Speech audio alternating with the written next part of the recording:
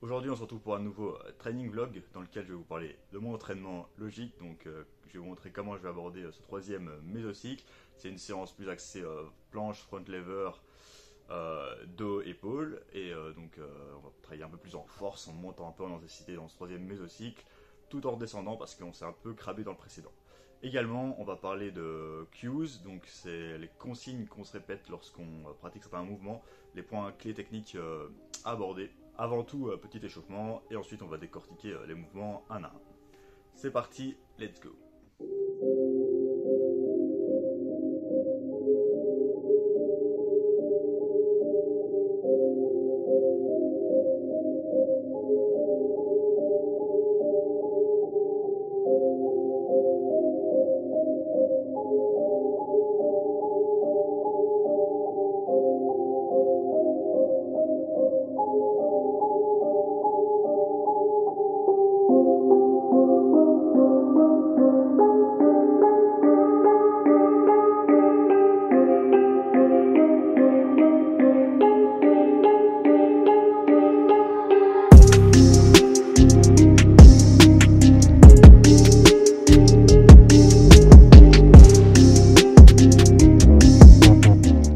Fini les skills, fini les statiques, donc plutôt pas mal dans l'ensemble.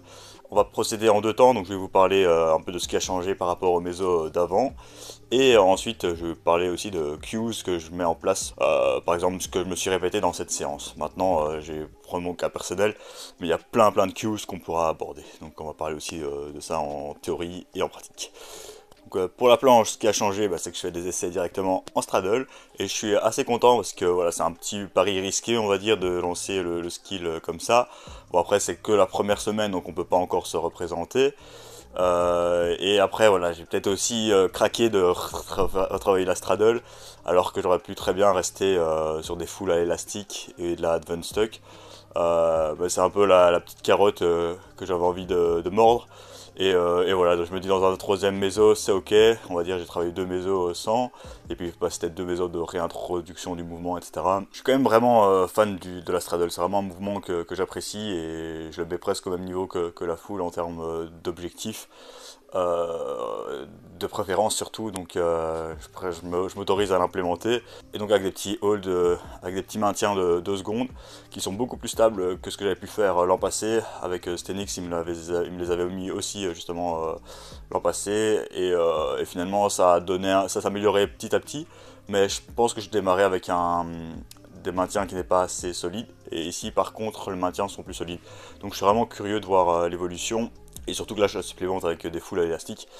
Et ce qui a changé au niveau des foules à l'élastique, c'est que j'ondule les intensités. Ouais, je fais un jour volume avec des holds de 6 à 8 secondes. Et ici je fais un jour plus intense avec des holds de 2 à 3 secondes. Donc l'élastique bleu me aide de 8 kg. La technique est bien évidemment mieux sur les oranges. Et ici sur les bleus elle est pas top, mais j'espère l'améliorer. J'avais aussi pas mal de courbatures cette séance, donc je l'appréhendais un petit peu parce que j'ai fait du développé incliné le mercredi à la place du bench, donc pas mal de fatigue aussi. Et puis en post-deload, c'est ce qui arrive aussi quand on reprend une semaine après la deload, c'est que vu qu'on a deload avant, on a un peu plus de DOMS, on est un peu plus susceptible aux DOMS. Les dips c'était un peu difficile cette semaine, donc j'ai à surveiller aussi. Donc pour une première semaine, c'est toujours un peu dur d'avoir un peu de difficulté, on va dire. Mais sur un troisième mésocycle, on est déjà quand même avancé dans la progrès, et donc ça peut, on va dire, être un peu plus difficile. Et au niveau des cues que je me répète personnellement en planche, ici c'était vraiment de pousser les épaules en arrière, donc j'essaie de les amener un peu en arrière, ce qui me permet de bloquer, parce que si j'y pense pas trop, en fait j'avance et puis je tombe. Et donc c'est un hold vraiment pas constant, même là ça peut paraître encore inconstant, mais j'essaie vraiment de lutter contre ça en poussant mes épaules en arrière. Avant d'aller plus loin dans les cues, on va différencier les cues externes et les cues internes. On sait que les cues externes sont mieux pour le développement de la force, et les cues internes sont peut-être un peu mieux pour, on va dire, l'hypertrophie, le mind-muscle connection. Donc en fait, je vais vous citer deux exemples. Par exemple, une cue externe en squat, ça serait envoyer la barre dans le plafond. Et une cue interne, ça sera plus sans ton quads qui se contracte. En calisthénie, on va avoir beaucoup de cues de placement. Donc place ton bassin un peu plus haut, place le plus bas, etc. Mais pour avoir la cue externe qui va s'activer, on va peut-être penser à pousser tes hanches dans le sol, pousser ses hanches dans le sol. Et une cue interne, ça sera plus serrer ses fessiers. Donc c'est un peu un mix des deux, je dirais. On ne peut pas encore être dans une cue 100% vénère où on force, parce qu'il y a toujours une certaine composante technique qui est plus peut-être présente que sur certains lifts bruts. Et en même temps, on n'est pas dans le bodybuilding où on doit sentir un peu, par exemple en planche, ses pecs qui squeeze, sentir ses biceps un peu pumpés, où là on perdrait un peu le focus sur l'exercice et on perdrait un peu de force. Donc c'est un peu à nous de trouver un peu le sweet spot, et souvent ça sera souvent des erreurs où par exemple le bassin trop haut, trop bas, soit parce qu'on n'est pas assez fort ou soit parce qu'on n'est pas encore assez bien techniquement sur le mouvement. Donc ça sera souvent des cues spécifiques à certaines parties du mouvement ou certaines activations. Par exemple sur l'omoplate, essayer d'avoir le dos rond, donc avoir les omoplates éloignés, et là on pourrait avoir comme cues essayer de rentrer les pecs. Et souvent ça sera à garder les épaules basses en dépression, donc garder les épaules dans les poches par exemple pour conserver la dépression. Pour le front lever, qu'est-ce qui a changé par rapport au cycle d'avant, c'est que je fais une variante, une entrée plus dynamique. Donc en fait parce que je me base un peu sur ce que j'avais fait avant, c'est que une fois que j'atteignais des maintiens de 4 secondes, j'étais prêt à faire le hang to front lever, ce qui allait peut-être m'aider un peu plus à standardiser cette entrée, surtout aux anneaux, peut-être à progresser, à passer un peu le gap des 4 secondes. Et ensuite en back-off du half-lay front lever press qui bouge assez bien. Donc voilà, et là je fais 2 variantes dynamiques. La dernière fois que j'avais implémenté ça, je m'étais cramé, enfin l'avant-dernière fois, et puis je l'ai réimplémenté et les hangs marchaient assez bien. Donc je suis curieux de voir l'évolution là-dessus. Pour l'instant, la première semaine se passe bien, donc de nouveau à voir avec les semaines d'après. Au niveau du front lever, les cues qui sont vraiment intéressantes, c'est surtout la dépression. Donc garder les épaules dans les poches par exemple. Hop, dans tous les mouvements qu'on essaye de faire le mouvement, c'est très important. Et souvent c'est aussi plus le bassin, par exemple pousser sa hanche dans le ciel, ça c'est une très bonne cue, qu'on essaye de serrer un peu plus ses fesses et d'avoir un peu plus on va dire cette extension de hanche, donc ça c'est vraiment intéressant. Parfois c'est regarder devant soi, pour regarder viser avec ses genoux, avec ses pieds. Ça c'est aussi une cue plus externe, on va dire, on se focus sur autre chose. Casser la barre en deux, donc voilà, ça c'est des petites cues qu'on peut appliquer en front lever.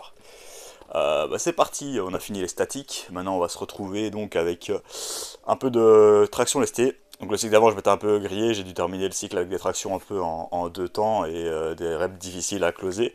Et donc là j'ai décidé de repartir au même poids qu'avant et je vais peut-être même pas l'augmenter, donc à voir, hein, parce que peut-être que le focus front me prend un peu trop d'énergie on va dire. Par contre j'ai changé un peu de pertinence, c'est que j'ai mis des pauses pull-up le jour 1, comme ça je termine un peu le travail que je n'ai pas avec la from pull-up et je conserve les supinations pour ce jour-ci. Voilà, j'ai moins d'objectifs en supination, j'avais respecté un peu le guidelines qu'on avait suivi avec la fin avec Stenix, mais je ne vois plus trop le sens de faire des tractions en supination combinées avec les pronations et ça 2 fois semaine. Voilà, l'idée c'est de augmenter quand même cette pull-up et donc de repréparer ce travail là petit à petit de manière progressive. Plus pertinent de travailler sur le weak point une fois, de conserver un peu cette intensité en top 7 et voilà, j'ai conservé quand même cette variante de supination pour aller encore essayer de l'augmenter même si ça s'était mal passé à la fin du cycle.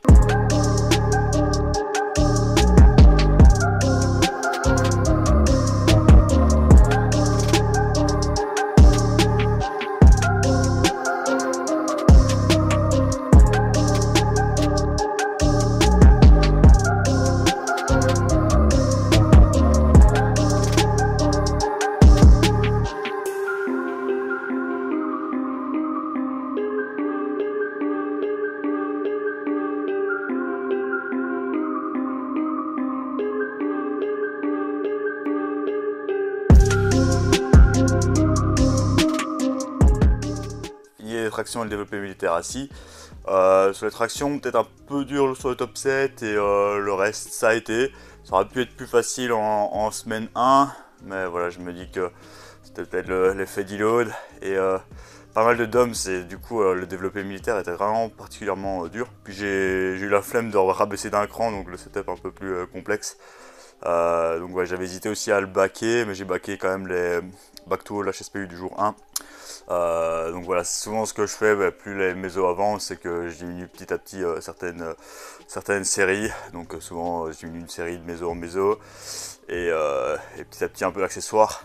Après parfois en méso 3, je fais une petite vague, donc je remets un peu de volume sur un ou deux exos en plus, ou je change un exercice accessoire pour une autre variante. Donc là ouais, je garde un travail de force pour le développer militaire, même si j'ai quand même beaucoup de HSPU qui restent présentes. Voilà, pour dire quand même avoir un petit exercice quantitatif sur la poussée verticale. Et ici en accessoire, je vais conserver les élévations frontales qu'on va faire juste après. Au niveau des cues, ce que je me suis répété pendant les tractions par exemple et sur le développé militaire, en traction c'est un exercice un peu moins technique, donc titre perso je sais que j'ai un problème avec mes coudes, donc j'essaie souvent de les garder vers l'intérieur, et donc ce que je pense c'est juste serrer mes coudes vers l'intérieur pendant toute la traction. Parfois c'est si on veut vraiment une bonne cue de force, plus amène tes clavicules à la barre. En plus ça va peut-être optimiser un peu la trajectoire, qu'on essaierait d'éviter d'avoir une trajectoire en C, et si on veut une trajectoire plus verticale, on pourrait penser à amener la clavicule à la barre en laissant vraiment son menton passer. Une cue que j'aime bien en traction, c'est just fucking pull, donc juste tire à fond. Et puis parfois il y a des cues où pour plus serrer les poids, les fesses, donc ça peut être intéressant aussi. Ensuite, garder les épaules basses par exemple aussi, ça c'est aussi un truc très important. Pour le développé militaire, hein, par exemple, là ce que je pense souvent c'est amener mes coudes le plus vite possible en arrière. Donc ça c'est très fort, hein. Donc on essaye de vite les amener en arrière, comme ça on a la barre qui reste le plus proche possible de soi, ou même avoir la barre qui rafle la tête, ça c'est assez important. Donc voilà, puis parfois c'est amener les aisselles en avant, être bien stable. On va terminer par un peu de body, on va dire, avec du tirage horizontal. Là par exemple pour les cues, ça serait plutôt sentir le dorsal se contracter, sentir vraiment l'omoplate qui se rapproche de la colonne, faire sentir la rotation, le coude derrière le corps. Ça c'est sur les biceps curls de nouveau, peut-être essayer de garder les coudes fixes, ça dépend un peu de la variante qu'on fait, ou les amener un peu en avant. Vraiment essayer de sentir un peu plus le pump sur l'exercice. Et voilà, donc ça c'est un peu le type de cues qu'on pourrait avoir qui serait un peu différente entre les outcomes de performance, donc d'essayer de soulever ou de réussir la figure, et un truc qu'on essaye plus d'avoir du pump. Au niveau des cues, de nouveau, essayer d'en mettre que 2 ou 3 en place par un mouvement, donc histoire de pas être confus non plus et de penser à 1000 trucs. Donc voilà, vous savez qu'il y a 2-3 points à améliorer, vous pensez à ces 2-3 points pendant votre séance. Et voilà, ça évolue aussi avec le temps, hein. Petit à petit, vous allez devoir vous focus plus sur un point que l'autre, etc. J'espère que cette vidéo vous a plu sur les cues, que vous avez aussi aimé le format vlog et l'entraînement. On se retrouve pour des prochaines vidéos. Si vous avez besoin d'aide pour progresser en calisthénie et en streetlifting, n'hésitez pas à me contacter via le lien en bio. Vous avez tous mes liens, et on pourrait passer un appel pour discuter si je peux vous aider ou non. Et ensuite, n'hésitez pas à vous abonner, partager, liker. Comme d'habitude, c'était 012 Workout, et on se retrouve pour une prochaine vidéo. Salut!